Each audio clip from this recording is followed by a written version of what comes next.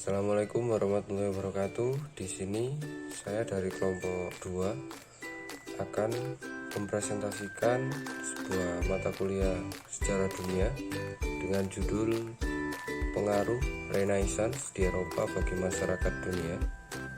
Yang mana di sini saya bersama teman saya Zaratul Amalia akan membahas beberapa subtema, yakni terkait dengan sejarah dari Renaissance di Eropa serta keadaan Eropa menjelang Renaissance, kemudian pemikiran baru dalam filsafat dan teknologi pada masa Renaissance. Baiklah, langsung saja kita masuk ke subbab yang pertama, yakni sejarah dari Renaissance di Eropa.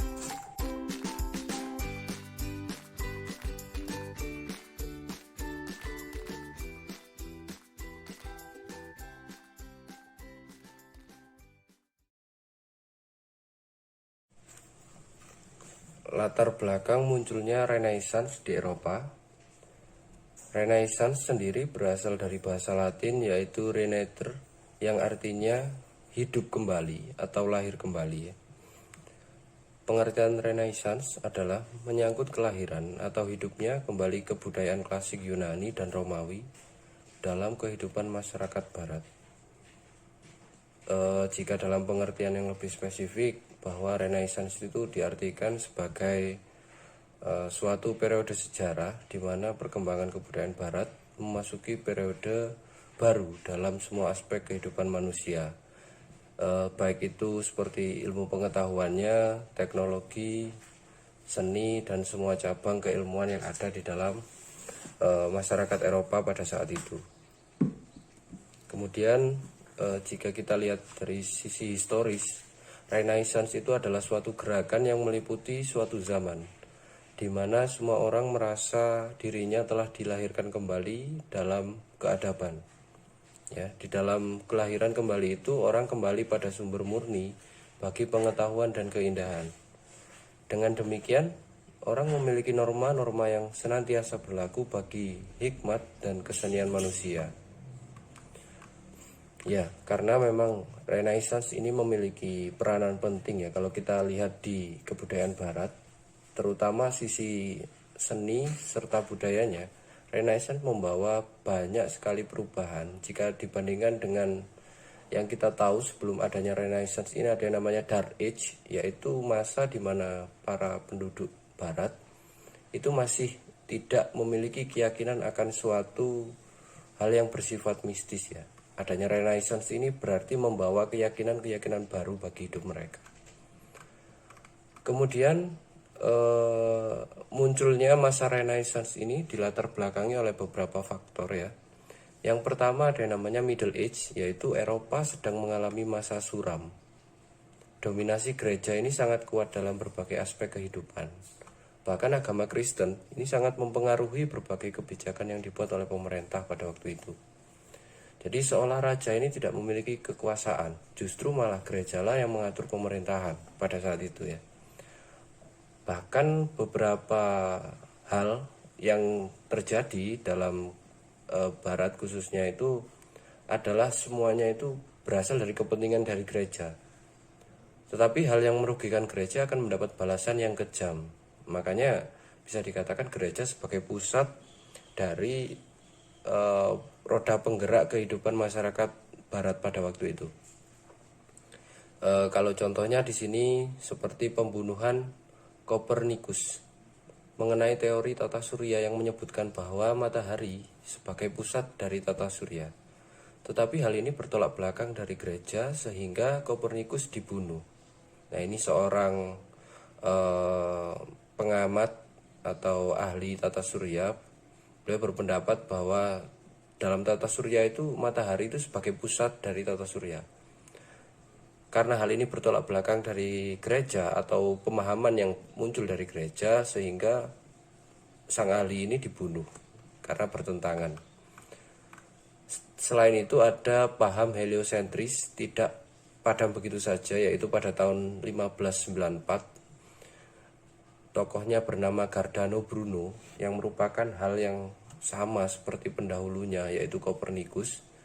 Akan tetapi Giordano Bruno ini bernasib lain ya. Akibat teori Giordano Bruno, ia harus mendekam di penjara selama 6 tahun pada tahun 1600 Masehi, bahkan hingga dihukum mati dengan cara dibakar hidup-hidup.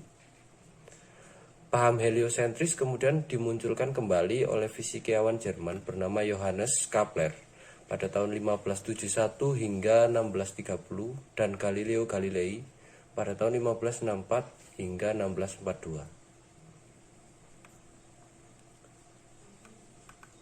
Kemudian pada tahun 1642 bertepatan dengan meninggalnya Galileo, lahirlah ilmuwan baru yang kita tidak asing bernama Isaac Newton. Seorang penemu teori gravitasi bumi yang mana yang kita tahu teorinya sangat-sangat tidak asing ya bagi telinga kita.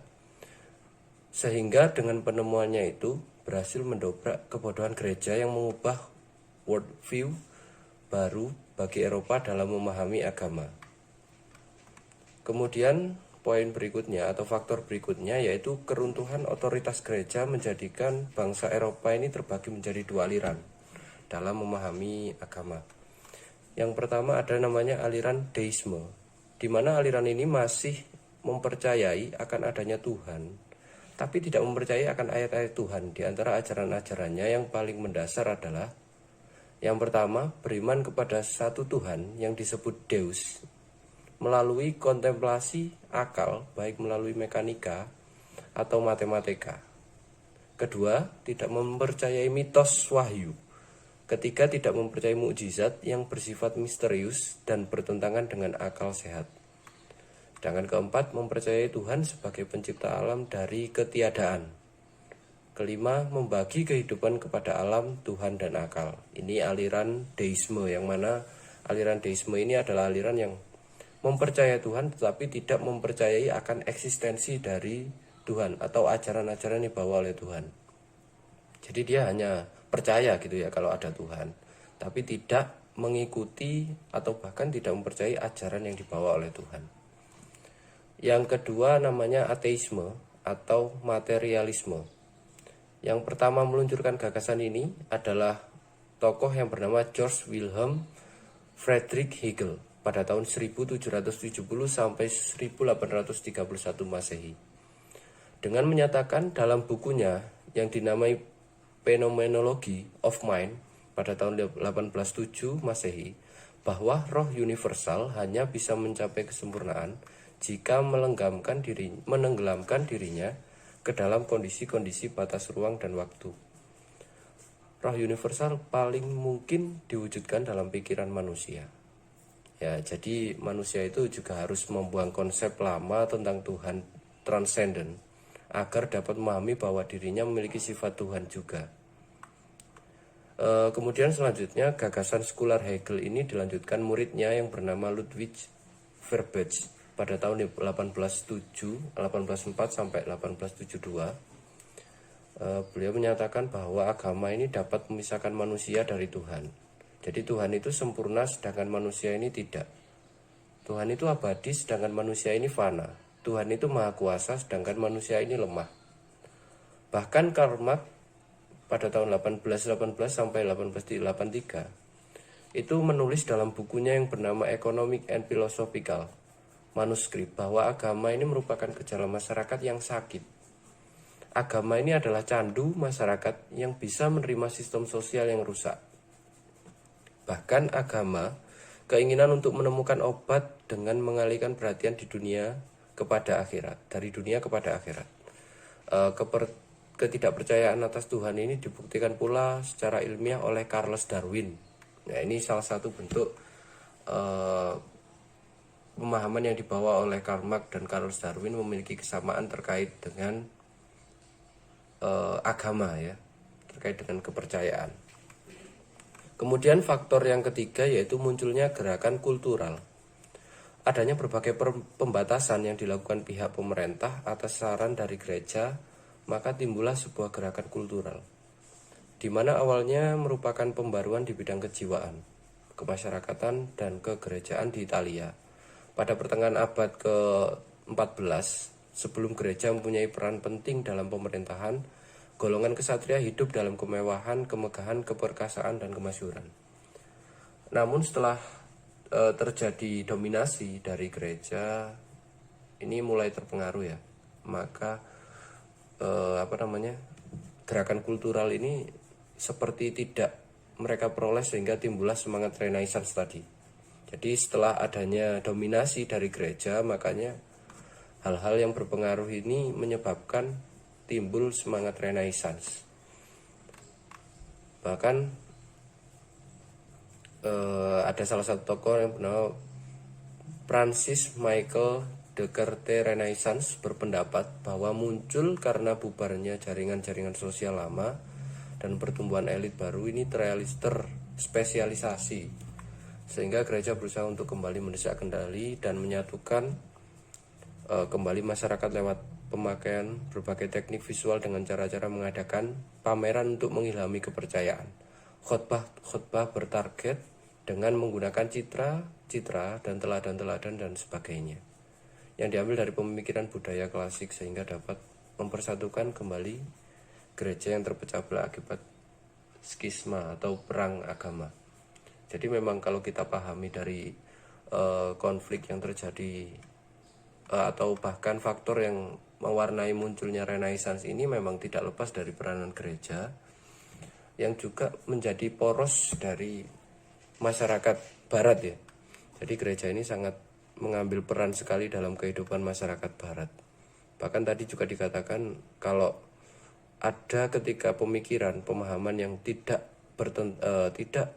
sejalur atau bahkan bertentangan dengan gereja, maka hukumannya akan sangat berat sekali.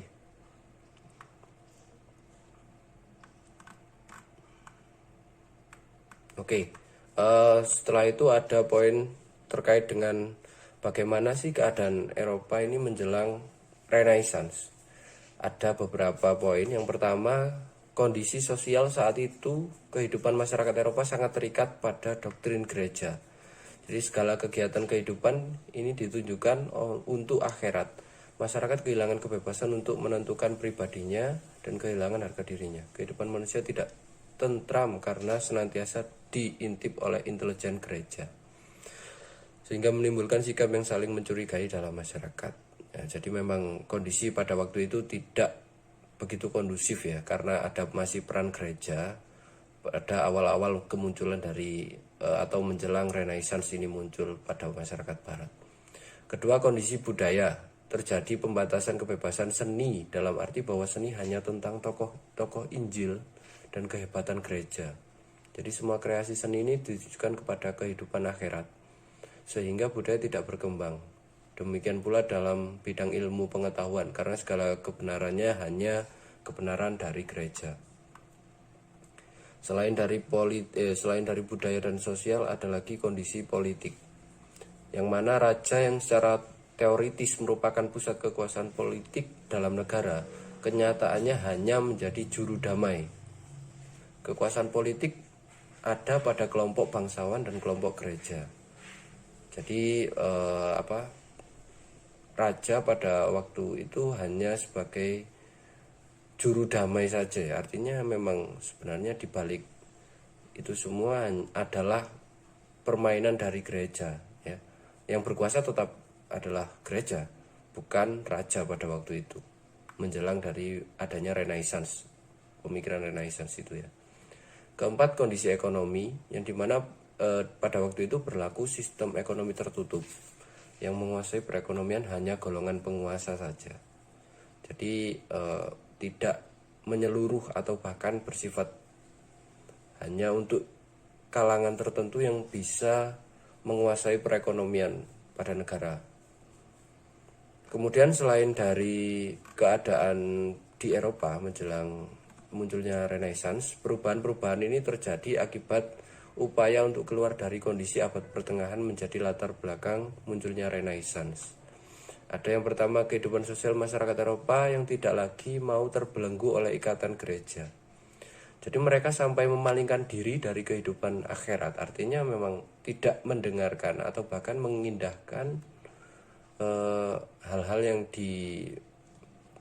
dicetuskan oleh gereja, hal-hal yang disarankan oleh gereja, sehingga pengaruh gereja ini menjadi merosot. Kehidupan materialistis semakin berkembang mendesak kehidupan keagamaan.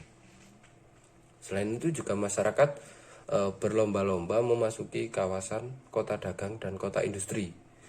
Ya, ini sebagai menjadi buruh dengan tujuan berusaha merubah kehidupan ekonomi ke arah yang lebih baik. Petani-petani yang ada abad pertengahan setia mengajarkan tanah pada bangsawan feodal. Oke, itu adalah termasuk dari bagaimana keadaan yang terjadi pada masyarakat Eropa menjelang munculnya Renaissance. Jika tadi sudah kita telaah, sebenarnya masyarakat pada waktu itu masih berpegang atau bahkan menggantungkan hidupnya ini dari gereja ya. Artinya memang apapun yang dikeluarkan oleh gereja, apapun yang menjadi bentuk peraturan yang diberlakukan oleh gereja itu masih menjadi kepercayaan mereka. Baru nanti setelah munculnya aliran Renaissance ini, masyarakat menjadi lebih terbuka, menjadi lebih mau untuk kritis lagi dalam melangsungkan kehidupannya ya, menjadi lebih terarah dan berwarna. Oke, itu tadi adalah sejarah dari munculnya Renaissance di Eropa. Setelah ini ada poin yang kedua atau subbab yang kedua, yaitu tentang pengaruh Renaissance di Eropa bagi masyarakat dunia, yang akan dijelaskan oleh rekan saya Zahratul Amalia. Kepadanya dipersilakan. Assalamualaikum warahmatullahi wabarakatuh. Saya Zahratul Amalia dari kelompok 2 akan melanjutkan penjelasan materi, yaitu mengenai pengaruh Renaissance di Eropa bagi masyarakat dunia dan juga pemikiran baru dalam filsafat dan teknologi pada masa Renaissance. Langsung saja, yang pertama yaitu pengaruh Renaissance di Eropa bagi masyarakat dunia. Renaissance sebagai gerakan yang identik dengan humanisme dan bertitik tolak pada upaya melepaskan manusia dari keterkaitan agama. Di zaman Renaissance ini memiliki beberapa perwujudan, yaitu ada 4 perwujudan. Yang pertama, gerakan humanisme. Dalam gerakan ini bukan hanya menerjemahkan sumber-sumber dari Yunani dan Romawi, akan tetapi juga mencari nilai dan gaya hidup yang terkandung di dalamnya. Jadi bukan hanya sekedar menerjemahkan saja, melainkan juga mereka mencari nilai. Mereka mencari mana yang sekiranya dapat diterapkan pada manusia, baik itu nilai maupun gaya hidup di zaman Yunani dan Romawi. Kemudian yang kedua ada penolakan tradisi Aristotelian abad pertengahan. Jadi dikarenakan adanya penolakan terhadap tradisi Aristotelian yang mana lebih merujuk pada hal-hal yang realistis. Nah, akibatnya muncul atau adanya kebangkitan Platonisme, atau lebih merujuk pada hal-hal yang sifatnya abstrak atau bisa juga disebut dengan mistisisme. Yang ketiga, pemikiran Renaissance lebih terbuka pada ilmu-ilmu baru yang mulai terbentuk. Yang keempat atau yang terakhir, dalam hal agama ditandai dengan ketidakpuasan kemampuan yang mengarah pada reformasi Protestan. Kemudian adanya dampak positif dan juga negatif terkait Renaissance di Eropa bagi masyarakat dunia. Dampak positifnya yang pertama yaitu adanya perubahan dalam bidang agama dan ilmu pengetahuan. Jadi di sini terdapat pembagian-pembagian atau bisa juga disebut pemecahan dalam bidang ilmu pengetahuan. Misalnya ilmu sosial itu terbagi menjadi ada ilmu bumi, ilmu sejarah, dan lain-lain. Yang kedua, bangkit dari peradaban. Jadi di zaman Renaissance ini membongkar seluruh hasil peradaban Yunani dan Romawi. Yang ketiga, Renaissance telah membentuk masyarakat perdagangan yang lebih maju. Yang keempat, tumbuhnya kebebasan, kemerdekaan, dan kemandirian individu. Yang kelima, Renaissance telah melahirkan tokoh-tokoh perubahan di Eropa seperti William Harvey yang telah memberi sumbangan dalam kajian berupa peredaran darah. Yang keenam atau yang terakhir yaitu mendorong pencarian daerah baru. Nah, di zaman Renaissance ini pola pikir manusia atau pola pikir masyarakatnya itu sudah mulai berubah. Nah, disinilah awal mula dari penjelajahan samudra atau memperluas daerahnya, seperti itu. Selain dampak positif, ada juga dampak negatif. Dampak negatifnya yang pertama yaitu pada periode ini Eropa benar-benar mendapat ancaman dari orang-orang Arab. Karena pada waktu itu Arab akan menaklukkan daerah-daerah seputar pintu-pintu gerbang Konstantinopel. Seperti itu. Yang kedua, muncul suatu isu yang disebut dengan kontroversi ikonoklastik. Nah, isu ini memuat tentang perdebatan kebebasan agama yang terpisah dan bebas dari organisasi politik. Seperti itu. Yang ketiga atau yang terakhir, terjadi kebobrokan moral. Nah, meskipun pola pikir masyarakatnya sudah berubah, sudah berkembang, bahkan masyarakat perdagangannya tadi sudah mulai maju, sudah lebih maju, akan tetapi dalam masyarakatnya itu tidak ada yang namanya norma atau aturan. Maka dari itu terjadilah kebobrokan moral. Materi selanjutnya yaitu tentang pemikiran baru dalam filsafat dan teknologi pada masa Renaissance. Nah, di zaman Renaissance ini muncul pemikiran-pemikiran baru dalam hal filsafat dan teknologi. Pemikiran-pemikirannya ya antara lain yang pertama, humanisme zaman Renaissance. Nah, maksudnya manusia itu diangkat atau dibebaskan dari pemikiran-pemikiran pada zaman abad pertengahan, yang mana pada saat itu manusia kurang dihargai dan kebenaran itu diukur menurut atau berdasarkan ukuran dari gereja, bukan berdasarkan ukuran manusia.